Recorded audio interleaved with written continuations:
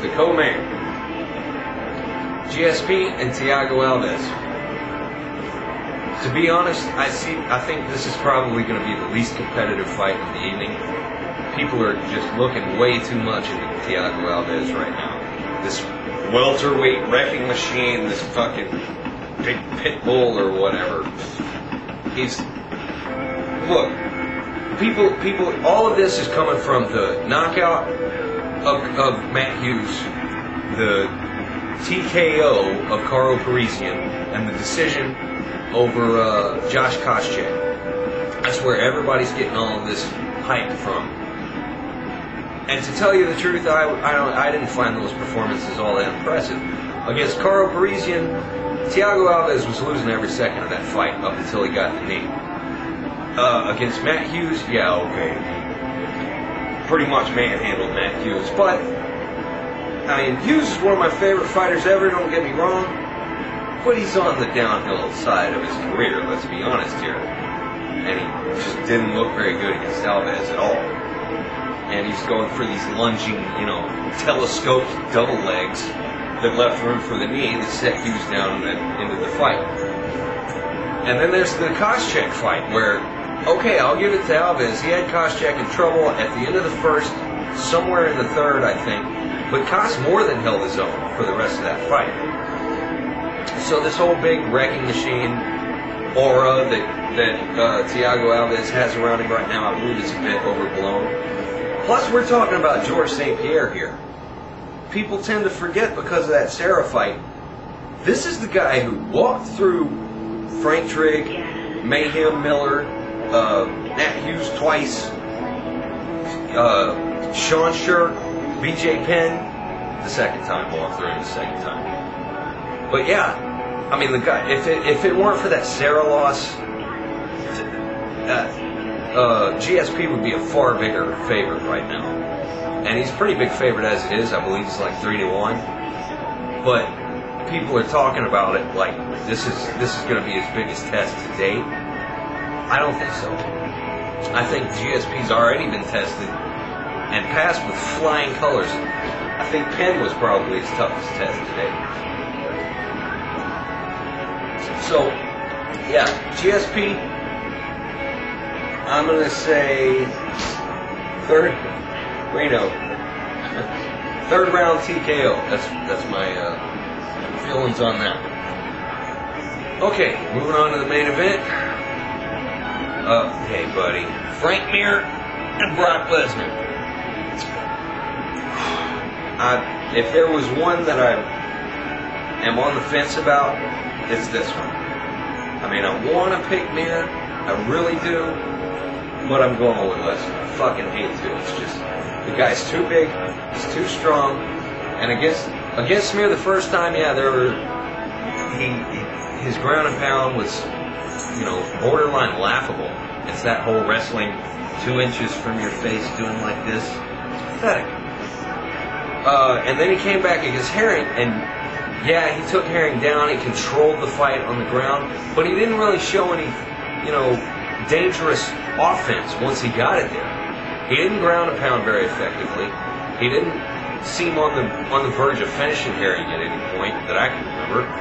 So, good control, but not really a, finisher, basically. Kind of like Bobby Lashley is now. And I hate to draw the comparison between the two, but that's what it reminds me of. There's similar career trajectories there, as well as similar styles, and at this point in their game. But then came the Randy Couture fight, and Lesnar looked a lot better. He looked better on the feet. He looked better in the clinch in particular, because when Couture had him up against the fence a couple of times, and Lesnar was landing those knees, I think if it had been anybody else, for instance Frank Mir, they would have been in a lot worse trouble than Couture was. I think it was Couture's wrestling that saved him in that fight. That was the deciding factor. Frank Mir doesn't have that to fall back on.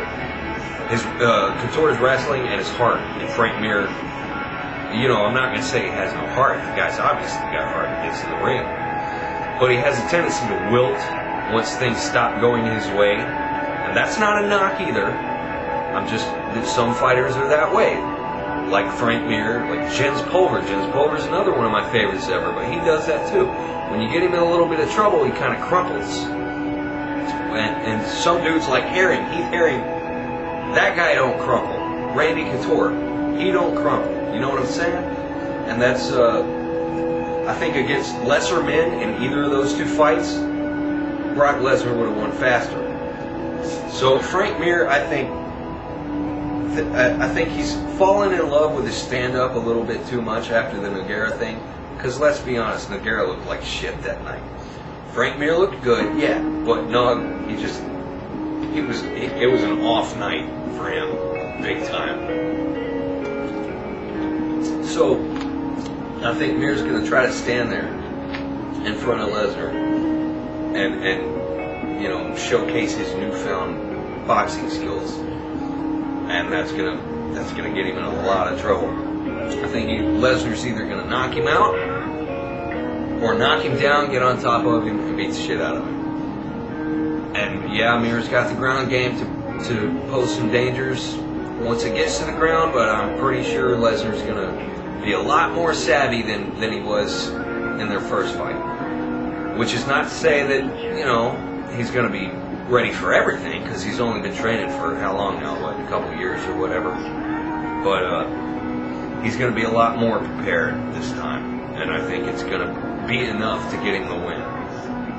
I'll say second round TKO again. Now, however, this is a case where I sincerely hope I'm wrong, because being an MMA fan who cannot stand the WWE and the inevitable comparisons. Oh, it's okay, buddy. Come here. Anyway, yeah, I can't stand all that shit. So, Lesnar winning the title is just demoralizing to a real MMA fan. And watching him get schooled by Frank Mir again would please me to no end. So I really hope I'm wrong. I mean, I'll take looking like a dumbass in this case. I hope Mir comes in and completely outclasses Brock in every aspect of the game, walks through him, makes Brock look amateurish like he did with Nogueira. I hope that happens, and I'm rooting for Mir, but I don't think it's gonna. And you know, I sound a lot more definitive in some of these cases than I mean to. Like, for instance, the GSP Alves fight. I mean, Alves is a pretty live underdog. He could win that fight, but I don't think he's gonna. You know what I'm saying? So I'm not saying this is how it's gonna happen. I'm just saying this is what I think is gonna happen, and I could be wrong. It has happened once or twice in the last 10 years or so. So that's that. That's my predictions. Akiyama, second round sub. John Fitch, second round TKO. GSP, what did I say? Round 3? Round 3 TKO? Yeah. Henderson, what did I say there? Did I say second round TKO? I believe I did. And Lesnar, second round TKO. Those are my predictions. It's going to be a fun night. I'll have the camera running the whole time again. Probably do another video afterwards. Just because it's supposed to have like 11 or 12 people over. Yeah, I got a beer pong table. I put up some new cool wallpaper that I'll show you next time. I'm sure you can't wait. But I'm not done with the trim and stuff yet. Yeah, it's going to present some logistical problems, the seating and whatnot. Because right now I can seat like 3 people comfortably in here. So I'm going to have to go to Walmart and buy some lawn chairs or something. Anyway, it should be fun. I have the camera running the whole night again. I don't know why. I've learned to stop questioning myself when it comes to dumbass ideas like that and just do them. And don't bother with why. Yeah, should be good times, All right, that's the end of that then, I guess. Yeah, buddy. You have the internet, Reno.